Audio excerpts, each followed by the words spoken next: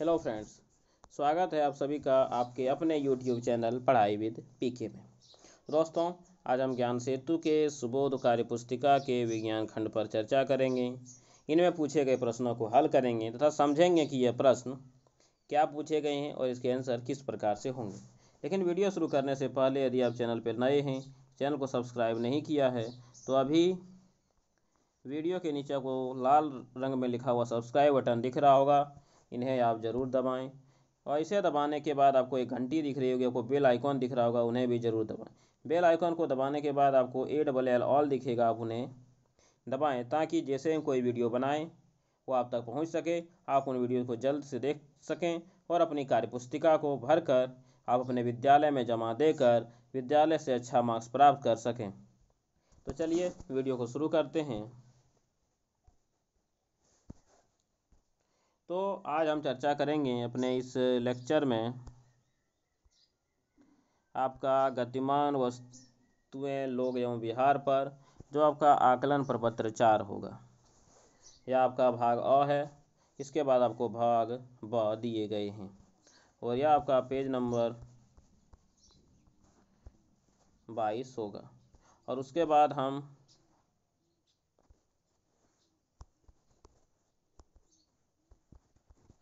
आपके page number 21 पे भी चर्चा करेंगे। देखिए पेज यहाँ पे कुछ गलत सेट हो गया, पहले पेज 21 आ गया, फिर पेज 22 हो गया। तो चलिए पहले पेज 21 को ही हम लोग सॉल्व कर लेते हैं, उसके बाद फिर पेज 22 को सॉल्व करेंगे। तो चलिए पेज 21 के हर एक प्रश्नों को देखते हैं एक एक करके। तो पहला जो आपको प्रश्न पूछा गया है वह है कि उचित विकल्प के सामने सही का निशान लगाइए। आपको यहाँ पे कुछ विकल्प दिए गए हैं, आपको इनमें जो उचित विकल्प सही हैं, जो उचित होने चाहिए, उनमें सही के निशान लगाना। पहला सवाल दिया है निम्नांकित में से परिवहन का साधन नहीं है। तो यहाँ पे जो दिए गए हैं उनमें से कौन से ऐसे हैं जो परिवहन के साधन नहीं। देखिए बस परिवहन मतलब होता है जिससे व्यक्ति एक स्थान से दूसरे स्थान तक जाता है। तो बस जो है वो भी परिवहन का साधन है, क्योंकि उस पर भी हम लोग करते हैं। ये आपका कार दिख रहा है, ये भी आपके परिवहन के साधन है। यहाँ पर आपके घोड़े गाड़ी दिख रहे हैं, ये भी परिवहन के साधन है। लेकिन क्या पंखा परिवहन का साधन है क्या? नहीं। तो हमको क्या पूछा है? नहीं है। तो नहीं कौन है? पंखा नहीं है। तो ये सभी ऑप्शन गलत हो जाएंगे। आपका जो सही आंसर होगा वो आपका होगा पंखा। तो इसमें जो आपका सही आंसर है वह है आपका पंखा। यहाँ पे आपको सही निशान लगाने हैं। चलिए अगले सवाल को देखते हैं। अगला सवाल पूछा गया है निम्नलिखित में से लंबाई मापने का यंत्र है। तो देखिए कि आप घड़ी से लंबाई माप सकते नहीं, घड़ी तो समय देखने का। पंखा, पंखा भी नहीं। घंटी, घंटी भी। ये कौन है? तो आपका स्केल है, लंबाई मापने का यंत्र। तो इसमें सही जवाब मेरा हो जाएगा स्केल। तो चलिए इसके अगले सवाल को देखते हैं। अगला सवाल दिया गया है सरल रेखीय गति और आवर्ती गति में आपको इन चारों को निशान लगाने हैं, मिलाने हैं कि कौन से सरल रेखीय गति होंगे और कौन से आवर्ती गति होंगे। आप लोग सरल रेखीय गति आवर्ती गति जानते हैं? नहीं जानते हैं? चलिए देखते हैं। तो ये कोई भी गति जो एक सीधी रेखा में होती है उसे सरल रेखीय गति कहते हैं।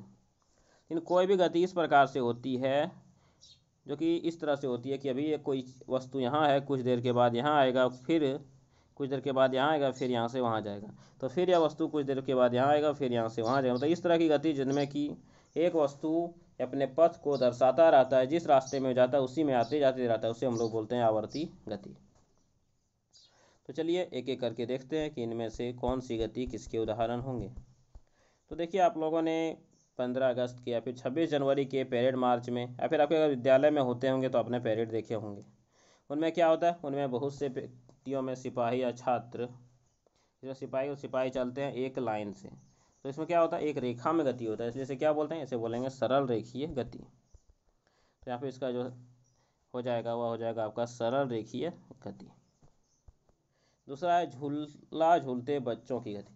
ये अपना बच्चे को झूला झूलते देखा आपको, इस तरह से जाता है, एक बार धकेलते हैं तो आगे जाता है, फिर आगे से वो पीछे आ जाता है, फिर आगे जाता है, फिर पीछे आता है, फिर आगे जाता है, फिर पीछे जाता है, फिर आगे जाता है, फिर पीछे आता है। तो बताया कि इस प्रकार की गति को क्या कहते हैं? तो इस प्रकार की गति को हम लोग कहते हैं आवर्ती गति। तो यार झूला झूलते बच्चों की गति आवर्ती गति होगी। घंटी की गति, देखिए आप लोगों ने पुरानी घंटी देखी होगी, इस तरह रहती है। सॉरी, आप लोगों ने घंटी देखी होगी। घंटी इस तरह रहती है, उसके बीच में एक लगा हुआ रहता है इस तरह, लोहे का, पीतल का, का कांसे का। अब जैसे बजाते हैं देखो, इधर जाता है फिर यहाँ तक आता है, फिर इधर फिर इधर फिर इधर फिर इधर, तो देखिए एक ही रास्ते को आते जाते रहा है। इसे हम लोग क्या बोलते हैं, इसे हम लोग बोलते हैं आवर्ती गति। तो ये आपका क्या हो जाएगा, तो ये आपका हो जाएगा आवर्ती गति। तो घंटे की गति होती है आवर्ती गति। धावक के हाथों की गति, देखिए आपने किसी व्यक्ति को दौड़ते हुए देखा होगा, क्या होता है, उसका हाथ आगे जाता है, दूसरा हाथ पीछे आता है, फिर पहला हाथ आगे, फिर दूसरा हाथ पीछे जाता है, पहला हाथ आगे जाता है। तो क्या होता है, वो एक निश्चित क्रम में चलते रहता है। तो धावक का जो हाथों की जो गति होती है वह एक निश्चित क्रम में चलते रहती है। तो इस गति को क्या कहेंगे, और साथ में वो गति क्या होता है, वो हवा को काटते हुए भी आगे बढ़ते रहती है। तो इस गति को क्या कहा जाता है, इस गति को कहा जाता है आपका आवर्ती गति। तो धावक के हाथों की भी जो गति होगी वो आपकी आवर्ती गति होगी। बहुत जगह आपको यह सरल रेखीय गति भी मिल जाएगी, लेकिन यह आवर्ती गति होती है। तो धावक के हाथों की गति आपकी आवर्ती गति होती है। चलिए अगले सवालों को देखते हैं। अगला सवाल आपको दिख रहा होगा, निम्नलिखित में से मेल न खाने वाले चित्र पर घेरा लगाइए और कारण लिखिए। चलिए देखते हैं। आप देखिए यहाँ पे सरल रेखीय गति हो रही है, गाड़ी पावर है। आप देखते हैं सिपाही परेड कर रहे हैं, सरल रेखीय गति हो रही है। ट्रेन जा रही है एक सीधी रेखा में, सरल रेखीय गति हो रही है। लेकिन देखिए आप इसमें क्या देख रहे हैं, इसमें आप मुर्गे को घूमते हुए देख रहे होंगे, तो क्या सरल रेखीय गति है, नहीं है। तो इनमें से कौन सा अलग है, तो अलग यही वाला है। इस पर हम क्या लगाएंगे, तो इस पर गोल घेरा लगा देंगे। तो चलिए पहले सबको साफ कर लेते हैं। तो मैं यहाँ पे इस पर गोल घेरा लगा दिया। अब क्यों है, तो लिखेंगे क्योंकि यह सरल रेखीय गति नहीं है। यह सरल रेखीय गति नहीं है। क्यों, क्योंकि यह एक सरल रेखीय गति आपका नहीं है। तो चलिए आगे चलते हैं, आगे के सवालों को देखते हैं। अगला सवाल दिया गया है, आप देख रहे होंगे कि यहाँ पे एक व्यक्ति है जो अपने हाथ से किसी लकड़ी को माप रहा है, कोई स्केल से किसी चीज़ को माप रहा है, ये अपनी उंगलियों से एक धागे को माप रहा है। लेकिन ये देखिए बच्चा यहाँ पे झूला झूल रहा है, आपको दिख रहा होगा, क्योंकि किताब में स्पष्ट नहीं दिया गया था, स्पष्ट फोटो नहीं था मेरी किताब में, जो किताब मेरे पास हैं। तो उनमें देखिए आपको एक झूला झूलाता हुआ यहाँ पे एक बच्चा दिख रहा होगा। तो इस तरह से एक बच्चा है जो कि यहाँ पे होकर क्या कर रहा है, यहाँ पे एक झूला झूलता हुआ बच्चा दिख रहा है। तो देखिए इसमें कौन सा अंतर है, अन्य तीनों में कोई व्यक्ति कुछ ना कुछ माप रहा है, लेकिन इसमें सिर्फ एक बच्चा है जो कि झूला झूल रहा है। तो इसमें जो सही जवाब हो जाएगा क्या हो जाएगा, तो बच्चा हो जाएगा। बच्चे पे हमें गोल घेरा लगा देना है। क्या लिखेंगे कि अन्य तीनों में माप हो रहा है, लेकिन बच्चा माप नहीं रहा है, बच्चा माप नहीं रहा है, जबकि अन्य जो तीन है वो अन्य तीनों में किसी न किसी प्रकार की किसी वस्तु को मापा जा रहा है, कि लंबाई को मापा जा रहा है। तो इस तरह से आप देख सकते हैं आपका पेज नंबर 21 इतना जल्दी समाप्त हो गया। फिर हम बढ़ेंगे अपने अगले पेज नंबर पे, जो कि हमारा है पेज नंबर 22। आप यहाँ देख सकते हैं, यह आपका है पेज नंबर 22। तो पेज नंबर 22 के प्रश्नों को हम हल करने की यहाँ पे कोशिश करेंगे एक एक करके, और साथ में आपका आकलन कार्यपत्र है, इसी के आधार पर आपके विद्यालय में आपको योग्यता को मापा जाएगा। चलिए देखते हैं एक एक सवाल को। पहला दिया गया है, उचित विकल्प के सामने सही निशान लगाइए। क्वेश्चन है, आजकल किस मात्रक प्रणाली का उपयोग हो रहा है। देखिए मात्रक प्रणाली उसको बोलते हैं, उस प्रणाली को जिसमें कोई वस्तु को तोलते हैं, कोई वस्तु को मापते हैं, कोई वस्तु को लंबाई सबको मापते हैं। तो इसमें किसका उपयोग हम लोग करते हैं, जो आज के समय में हो रहा है। तो आज के समय में जिस मात्रक प्रणाली का उपयोग हो रहा है उसे हम लोग कहते हैं अंतर्राष्ट्रीय मात्रक प्रणाली। तो इसका हो जाएगा ऑप्शन नंबर अ। दूसरा जो सवाल है, दूसरा सवाल इस प्रकार है कि निम्नलिखित में से कौन सी संख्या 500 सेंटीमीटर के बराबर है। चलिए देखते हैं। देखिए 500 सेंटीमीटर दिया गया है, तो 500 सेंटीमीटर को यदि हम मीटर में बदलते हैं तो मेरा कितना मीटर हो जाएगा, तो ये आपका हो जाएगा 0.5 मीटर। 500 सेंटीमीटर को यदि हम मीटर में बदलते हैं, 500 सेंटीमीटर को यदि हम मीटर में बदलते हैं तो ये आपका होता है 5 मीटर। तो ये आपका हो जाएगा 5 मीटर। तो 500 सेंटीमीटर बराबर होता है 5 मीटर। तो इसका सही जवाब क्या हो जाएगा? तो इसका सही जवाब हो जाएगा आपका ऑप्शन नंबर आ। दूसरा और अगला सवाल दिया गया है, निम्नलिखित में से लंबाई मापने की इकाई नहीं है। देखिए मीटर में, हाँ मीटर में लोग लंबाई मापते हैं, सेंटीमीटर में हाँ मापते हैं, किलोमीटर में मापते हैं, किलोग्राम में क्या मापते हैं? किलोग्राम में लोग भार मापते हैं, लंबाई नहीं मापते हैं। तो इसमें से आपका कौन सा ऑप्शन है जो लंबाई मापने का नहीं है? तो बोलिए कि सर किलोग्राम है जिसमें कि हम लंबाई नहीं मापते हैं। चलिए अगले सवाल को देखते हैं। अगला सवाल आपसे पूछा गया था, निम्नलिखित में से गति का प्रकार है कि गति के प्रकार यहाँ पे कौन है? सरल रेखीय गति है, मीटर गति है, 50 किलोग्राम गति है, या बली गति है। तो गति क्या है? सरल रेखीय गति ही गति है, अन्य तीनों गति नहीं है। तो इसमें जो मेरा जो सही आंसर हो जाएगा वह हो जाएगा ऑप्शन नंबर आ, सरल रेखीय गति। अगला पूछा गया है, निम्नलिखित में से आवर्ती गति का उदाहरण नहीं है। देखिए आवर्ती गति इस प्रकार की जो गति होती है, इसी को आवर्ती गति, दोलन गति, दोनों गति को बोलते हैं, जो कि एक बार जाता है फिर आता है, फिर जाता है फिर आता है। तो इसे हम लोग क्या बोलते हैं? इसे हम लोग बोलते हैं आवर्ती या फिर दोलन गति। तो पूछा गया कि इनमें से कौन सा है जो कि आवर्ती या दोलन गति नहीं है। पहला ऑप्शन है सितार की डोरियों की गति। देखिए मान लीजिए कि यह आपका एक सितार है, इसमें ये आपकी डोरियाँ हैं, तो क्या होगी? आप डोरियों को दबाएंगे, डोरियाँ क्या होगी? एक बार नीचे आएगी, फिर ऊपर, फिर नीचे, फिर ऊपर, फिर नीचे, फिर ऊपर, इस तरह होती है। तो ये क्या होगी? आवर्ती गति हो रही है। बोलिए हाँ सर ये तो आवर्ती गति हो रही है, मतलब कि इसमें सितार की डोरियों की गति आपकी आवर्ती गति होगी। वृक्ष की शाखाओं की गति। देखिए वृक्ष की जो शाखाएं आपने देखी होंगी, जब हवाएं बहती हैं तो मान लीजिए कि अगर यह एक वृक्ष है और यह इसकी शाखा है, तो आपने देखा होगा कि एक बार हवा बहती है, नीचे आती है, ऊपर जाती है, फिर से नीचे आती है, फिर से ऊपर जाती है, फिर से नीचे आती है, फिर से। तो अब क्या देखते हैं कि यहाँ पे एक ही गति को बार बार कर रही है। तो यह भी क्या हो जाएगी? तो यह भी आपकी एक आवर्ती गति हो जाएगी। अब तीसरा दिया गया है घूमते हुए पंखे की गति। आप लोगों ने देखा होगा कि पंखे जो होते हैं वो क्या करते हैं?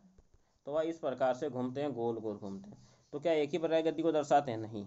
तो यह आपका होता है वर्तुल गति, रेखीय, यह आपका होता है वर्तुल गति, घूर्णन गति, या आपकी दोलन गति या आवर्ती गति नहीं होती है। इसमें सही आंसर हो जाएगा घूमते हुए पंखे की गति। तो चलिए अगले सवाल को देखते हैं। अगला सवाल दिया गया है कि खाली स्थानों को हमें भरना है। क्या है कि खाली स्थानों को हमें भरना है कि किस प्रकार की गति दर्शाएगी। तो किसी बैलगाड़ी के पहिए की गति। देखिए आपने किसी बैलगाड़ी को देखा होगा, कि पहिए को देखा होगा, फिर कोई पहिया देखा होगा, इस प्रकार से गोल पहिया होता है। तो कोई भी जो पहिया होता है वह क्या होता है? वह गोल होता है इस तरह से, और इसके बीच में एक यहाँ पे लगा होता है जिसके सहारे वह घूमता है। तो देखिए जब वो घूमेगा क्या होगा? इसी तरह गोल गोल घूमेगा। तो गोल वो बताए गोल गोल घूमता है, उसे क्या बोलते हैं? उससे हम लोग बोलते हैं वर्तुल गति या दोलन गति। तो इसका क्या जवाब हो जाएगा? सही जवाब, इसका सही जवाब हो जाएगा वर्तुल गति या दोलन गति। तो लिखेंगे यहाँ पे वर्तुल गति की गति वर्तुल होती है। 1 मीटर में कितने सेंटीमीटर होते हैं? तो 1 मीटर में कितने सेंटीमीटर? 100 सेंटीमीटर होते हैं। किसी सिलाई मशीन की सुई की गति होती है। देखिए सिलाई की मशीन क्या होती है? एक बार आती है, फिर गई, फिर आई, फिर गई, फिर आई, फिर गई, फिर आई, फिर गई, फिर आई। तो क्या होता है? एक निश्चित क्रम को दर्शा रहा होता है। तो ये भी क्या हो जाएंगे? तो यह आपके हो जाएंगे दोलन गति या फिर आवर्ती गति। तो यह आपके हो जाएंगे आवर्ती गति।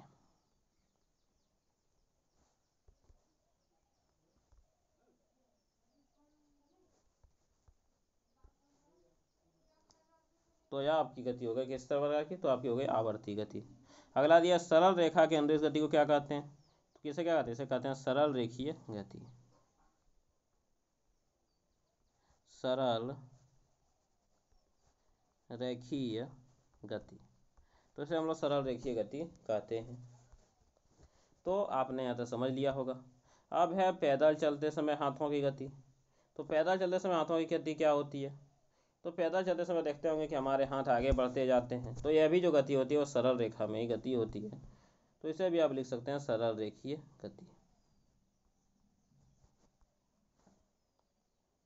यहाँ पे ध्यान दें कि जो गति होती है वो सरल रेखा में तथा आवर्ती दोनों प्रकार की होती है, लेकिन यहाँ पे हम इसे सरल रेखीय गति ही लिखते हैं।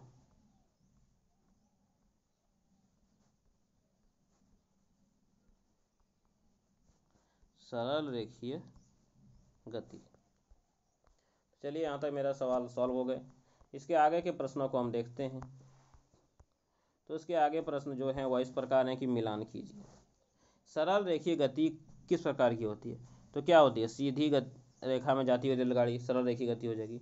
फुट या बित्ता, फुट या बित्ता से हम लोग क्या मापते हैं? तो जो फुट या जो बित्ता होता है उसकी मदद से आपको पता है कि उसकी मदद से हम लोग क्या मापते हैं? तो उसकी मदद से हम लोग कोई भी चीज़ के बीच की लंबाई को मापते हैं। तो इसमें क्या हो जाएगा? तो सरल रेखीय गति आपका हो गया सीधी रेखा में जाती हुई बैलगाड़ी। फुट या बित्ता हो गया लंबाई का अमानक मात्रा, क्योंकि अब मानक नहीं था, किसी की हाथ का बित्ता इतना बड़ा है, किसी का इतना बड़ा होता है, या मानक नहीं तो इसे अमानक बोलते हैं। वर्तुल गति, तो वर्तुल गति में क्या होता है? तो बताया कि कोई भी चीज़ गोल गोल चलता है तो घूमता हुआ पंखा, चलता हुआ पंखा। 100 सेंटीमीटर बराबर आपको बता चुके हैं क्या होता है? 1 मीटर। और जहाज़ कहाँ चलती है? तो जल परिवहन के साधन है जहाज़। तो चलिए इस तरह से आपका सवाल नंबर 3 समाप्त होता है। हमारा अगला और अंतिम सवाल है सवाल नंबर 4। लेकिन अंतिम सवाल बताने से पहले आप लोगों से फिर से एक बार रिक्वेस्ट है कि यदि अभी तक भी आपने मेरे चैनल को सब्सक्राइब नहीं किया है तो अभी तुरंत इस आपको सब्सक्राइब लिखा हुआ बटन वीडियो के नीचे में दिख रहा होगा, आप इस बटन को दबाएं और उसके बाद उसके बगल में आपको एक घंटी दिख रही होगी, आप उस घंटी को दबाकर आपको एक ऑल दिखेगा, आप उस ऑल को ज़रूर दबाएं ताकि हम वीडियो कोई बनाएं वो आप तक पहुंच सके। और चूंकि आपके लिए हम इतना मेहनत करते हैं तो इसीलिए आपका भी फ़र्ज़ बनता है कि इस वीडियो को लाइक करें, अपने दोस्तों को शेयर करें तथा चैनल को सब्सक्राइब ज़रूर करें। तो चलिए अब हम अपने अंतिम सवाल को देखते हैं कि अंतिम सवाल किस तरह से बनाए जाएंगे।